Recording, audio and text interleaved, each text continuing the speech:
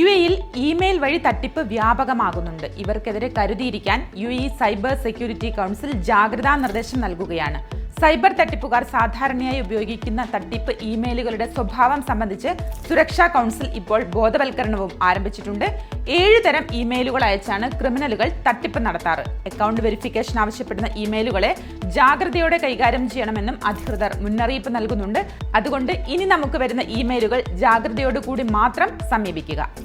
UAE-യിൽ ഇന്ന് മഴ മുന്നറിയിപ്പുണ്ട്. കാലാവസ്ഥ ഭാഗികമായി മേഘാവൃതമായിരിക്കുമെന്നും കിഴക്കൻ തീരത്ത് ഇന്ന് നേരിയ മഴയ്ക്ക് സാധ്യതയുണ്ട് എന്നുമാണ് നാഷണൽ സെന്റർ ഫോർ മെറ്റീരിയോളജി അറിയിച്ചിരിക്കുന്നത്.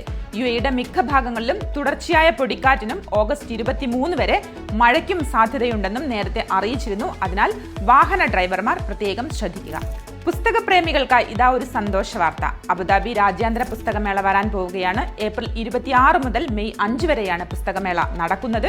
എഴുത്തുകാർക്കും അതിഥികൾക്കും പരസ്പരം കൂടുതൽ സമയം ഇടപഴകുന്നതിനുള്ള അവസരവും ഇത്തവണയുണ്ടാകുമെന്ന് തന്നെയാണ് ലഭിക്കുന്ന വിവരം. അബുദാബി അറബിക് ലാംഗ്വേജ് സെന്ററാണ് പുസ്തകമേള സംഘടിപ്പിക്കുന്നത്. ദുബായ് റാസൽഖോർ മേഖലയിലേക്ക് യാത്ര ചെയ്യുന്ന ഡ്രൈവർമാർ ശ്രദ്ധിക്കുക. ഈ മേഖലയിൽ തിരക്കുണ്ടാകുമെന്ന ഒരു മുന്നറിയിപ്പ് ദുബായ് പോലീസ് നൽകുന്നുണ്ട്.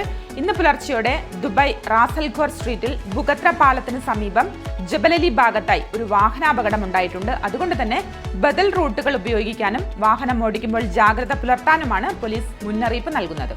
കൂടുതൽ വാർത്തകൾക്കും വിശേഷങ്ങൾക്കും ഗൾഫ് ചന്ദ്രികയുടെ സോഷ്യൽ മീഡിയ പ്ലാറ്റ്ഫോമുകൾ സന്ദർശിക്കുക, ഫോളോ ചെയ്യുക.